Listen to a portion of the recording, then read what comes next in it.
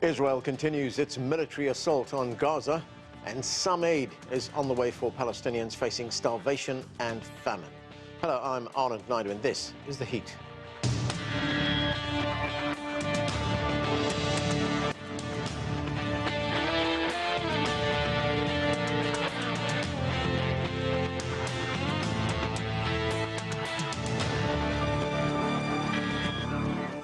Israel's strikes on Gaza have killed hundreds of Palestinians since the beginning of its latest military onslaught, and concern continues to grow over the humanitarian crisis that is causing starvation and the threat of famine. After a food, medicine and fuel blockade imposed by Israel in early March, it is now approving some aid trucks to enter Gaza. But experts warn that unless the flow of aid is urgently ramped up, the consequences will be dire for Palestinians. To discuss all of this, I'm joined now from Ramallah by Mustafa Barghouti. He is a medical doctor and president of the Palestinian Medical Relief Society. He's also founder and leader of the Palestinian National Initiative. Dr. Barghouti, welcome to the show. Nice to be with you. Thank you. Dr. Barghouti, Israel has now further tightened its grip on Gaza. It is allowing some aid trucks to get through to Palestinians there, but nowhere near enough, according to the United Nations. What can you tell us about conditions right now? Well, first of all, Israel and Netanyahu in particular are trying to deceive the world as usual. They're maybe allowing a few trucks to enter Gaza. Till this morning, nothing got in, by the way. I don't know if they got now 5 or 10 trucks. But what Gaza needs at this moment is 1,000 trucks every day. 1,000 trucks every day to alleviate the starvation that is happening there. For the last 80 days, Israel did not allow a single piece of bread, a glass of water, or any medications into Gaza. It is starving the people. Israel is conducting 3 war crimes in parallel: the war crime of genocide, the war crime of collective punishment, including starvation, and the war crime now of ethnic cleansing. And they don't hide their intentions. Anybody who heard Smotrich speaking, he would have heard him say, we will destroy everything in Gaza. That's what Netanyahu also said. We will leave nothing that people can come back to, and then everybody will be concentrated in a concentration camp in the south of Gaza, and then try to deport them, transfer them, ethnically cleanse them into other places. This is the worst kind of war crime in the modern history. And the situation in Gaza is horrible. People are dying because of bombardment. They're dying from starvation. But most importantly, also, they are dying from diseases. We already recorded 112,000 cases of infectious hepatitis because there is no clean water, because there isn't enough food, because people's immunity is down. Pregnant women are anemic. Many of them will have disabled children because they do not have the vitamins and the folic acid that they need badly. And on top of that, Israel is not allowing vaccines into Gaza, which means what? Israel is provoking an outbreak of very serious diseases. The poliomyelitis, which we eradicated 30 years ago, the tetanus, diphtheria, measles, typhoid, and other diseases. And the irony is that Israel is already vaccinating its soldiers who are attacking Gaza against these diseases, which means they know very well that they are causing a biological warfare against the people of Gaza. The United Nations top humanitarian chief Tom Fletcher, he says that 14,000 babies are at risk of dying in the next 48 hours if Israel does not lift its blockade. And then we also heard from the global spokesperson for UNICEF, and this is what he had to say. Let's listen. We've seen a doubling in the malnutrition of children right now. So we don't need a little bit of aid. We need some of the thousands and thousands of trucks that are at that border to flow into Gaza. It can't just be tokenistic. It can't just be in the south. We need those 400 distribution points in Gaza to be utilized, not drip, drip, drip to prevent, political pressure. So, Dr. Barghouti, what are your worst fears on what can happen in the next few days?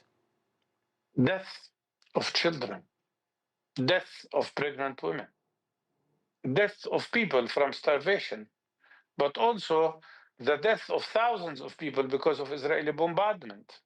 It's not only airstrikes that are attacking people, they are also using artillery, which is artillery is very indiscriminate in its destruction.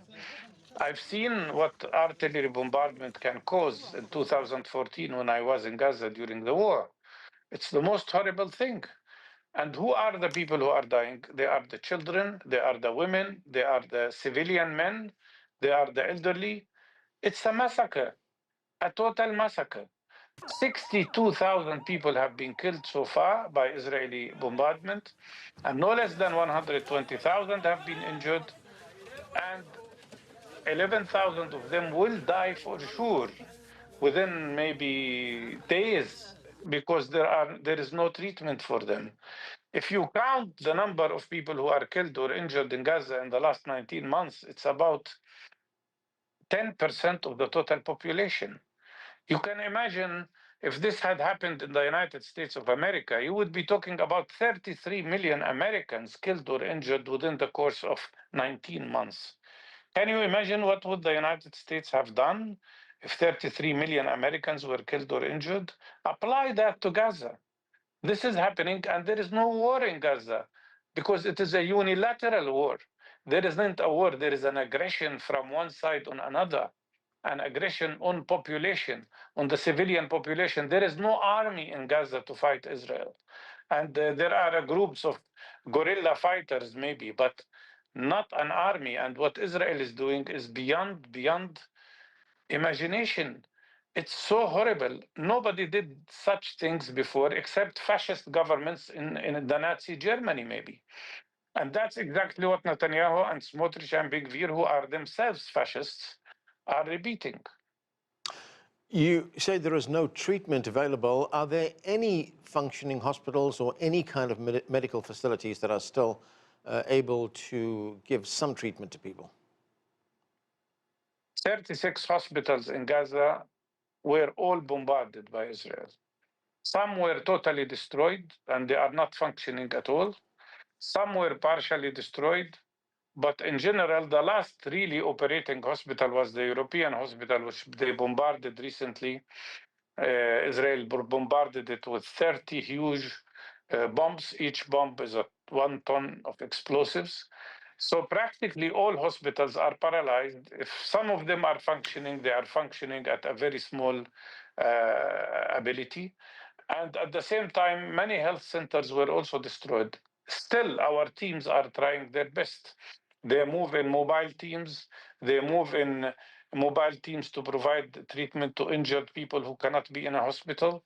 They do their best, but we are lacking medications and lacking medical material. And the most horrifying thing for me as a medical doctor was to learn from my colleagues there that some of them had to amputate the legs of children without anesthesia. This is the worst nightmare for any medical doctor. The Israeli Prime Minister Benjamin Netanyahu, he's quoted in the Financial Times as saying Israel plans to take over all of Gaza as part of this new offensive. What does this tell you about Israel's ultimate motive here? No, Netanyahu didn't hide his intention. He said it, that he will destroy Gaza completely so people cannot live in Gaza. He wants to make it an unlivable place. And then he wants to push everybody with bombardment from the north and the center to the southern part of Gaza, which he has already erased to the ground. In Rafah area, he completely destroyed everything. And then he wants to transfer the people from this terrible concentration camp to other places. His only problem, as he says, is that he cannot find in countries that would accept to receive the Palestinian transferred people. The reality is that Israel is doing that by plan. It's not happening because there is a long war. And it's not happening because of the 7th of October. It's happening because this is the Israeli plan for the fact that there are 7.3 million Palestinians on the land of historic Palestine versus 7.1 million Jewish people. And this plan started to be implemented in 2019, long before 7th of October, when the Israeli Knesset passed a law, the state nation law, which says that the right of self-determination in Palestine is exclusive for Jewish people. Then what happens to the 7.3 million? Israel doesn't want to separate and create two-state solution. They refuse it. They don't accept us as equal human beings in a one democratic state. So what is left? Ethnic cleansing. That is the plan of the Zionist movement, the plan of this Israeli fascist government, and that's what they are trying to implement. And what is stopping them is only the steadfastness and the resilience and the heroism of the Palestinian people, who are insisting to stay on their own land, whatever it takes. And I hope what will stop them also is now a worldwide sanction on this Israeli terrible government. What we need now, as David Hearst, the British journalist, I think, wrote, Israel will lose this war, but it doesn't know that up till now because of the resilience of the Palestinian people, but also because of the sanctions that should be imposed on Israel immediately by all countries of the world. Do you realistically expect that there will be the kind of pressure that you're talking about from Israel's allies in the West, from European countries, from the United States, perhaps from Canada as well, that will result in a cessation of what is going on right now?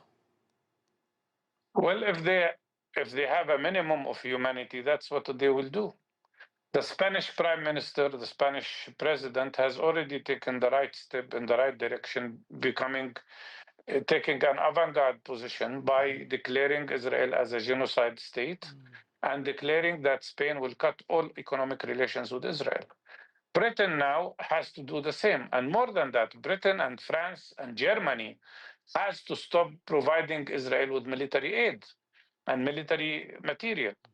The United States and other Western countries have allowed Israel and have given Israel no less than 100,000 tons of explosives that were thrown on Gaza, which is more than equal actually, to 5 nuclear bombs like those that were used in Hiroshima and Nagasaki.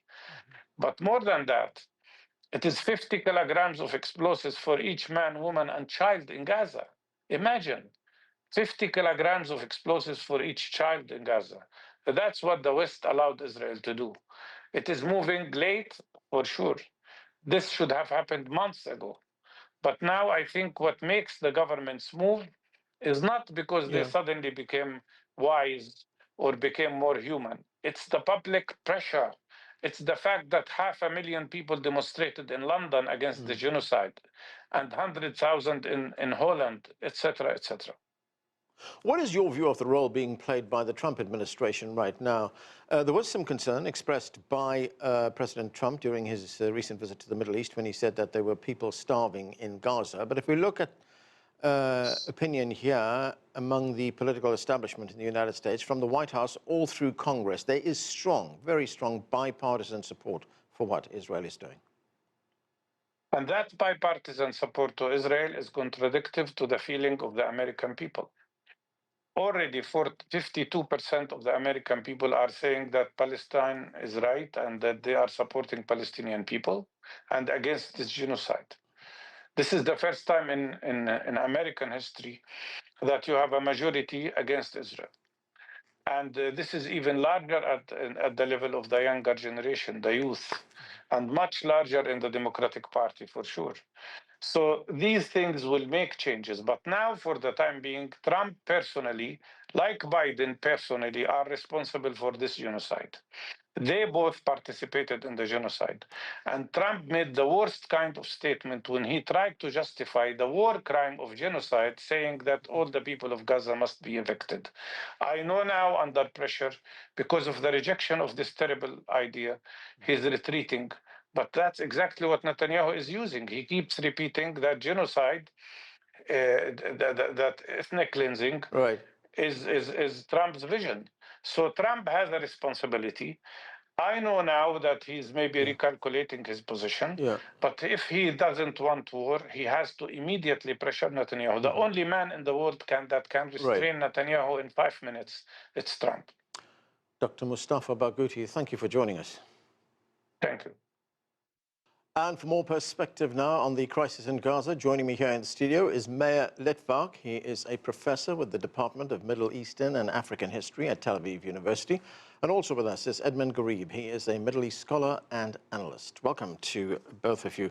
Meir Litvak, let me start with you. We just talked with Dr. Mustafa Barghouti, who is a Palestinian leader based in Ramallah in the occupied West Bank. He made some pretty serious accusations there of what Israel is doing in Gaza, talking about war crimes, ethnic cleansing, the creation of concentration camps, collective punishment of the Palestinian people. He used some pretty strong language there. What is your response? I'm afraid to say that many of his charges were false. Some of them are outright lies. I'm not saying that the situation is good, but and if you want, I can give you some examples to argue that speak about concentration camps, which are equal to the Nazis, I would say, Holocaust denial is complete misrepresentation of what the Nazis did and what is happening in Gaza. To say that Israel is intentionally killing civilians is false.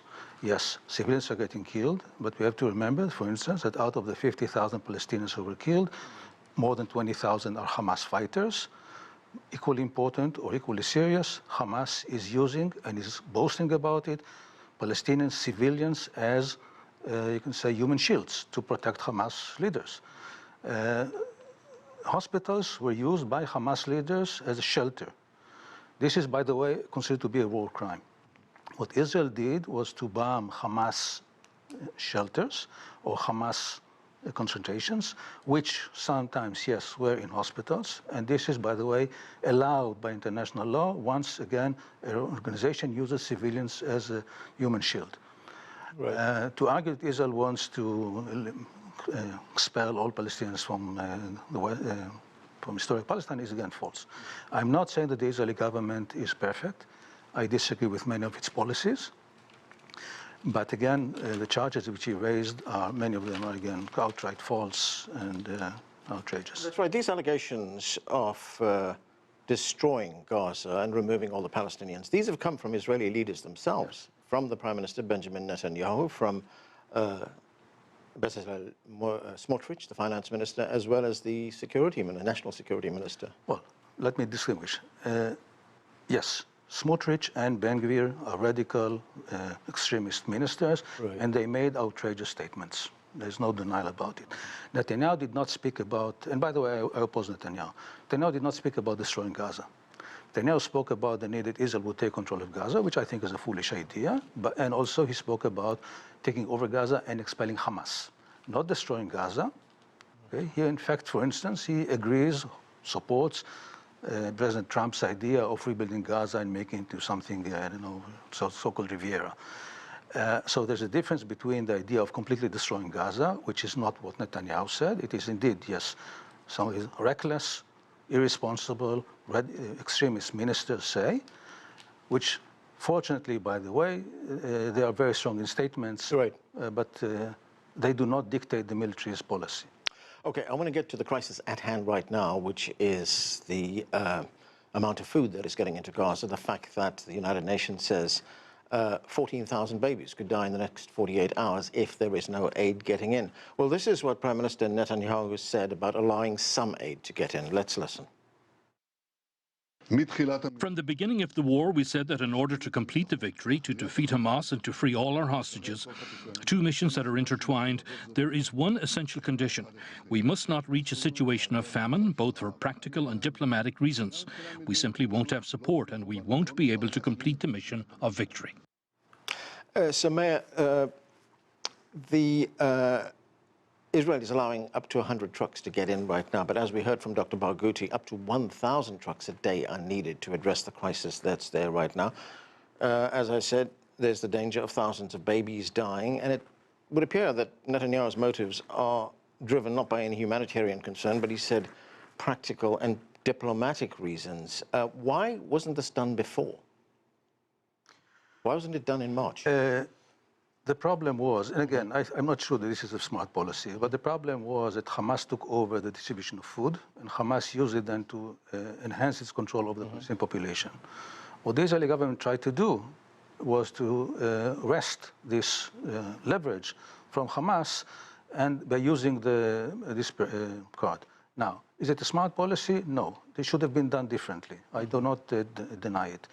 What the major mistake of the Israeli government had been from the beginning of this war was that they didn't forge a strategy for the day after Hamas.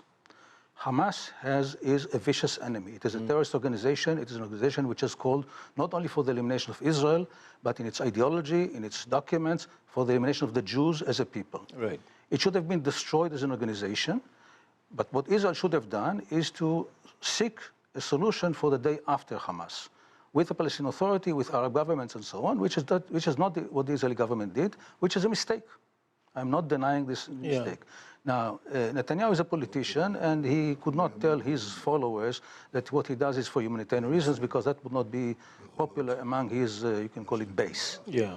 But again, the problem was and is that Hamas has taken control over the food distributed, driven to Gaza. Yeah, but that wasn't the case 3 months ago when we had that ceasefire, when food was getting in. Oh, yes. There was a flow of aid to all Palestinians. No, but Hamas used it to enhance its control over the Palestinians, this is a problem. A solution should be found in which food should be brought into Gaza, distributed, but not through Hamas, through other organizations and other entities, to give it to the needy people and not to Hamas. Okay.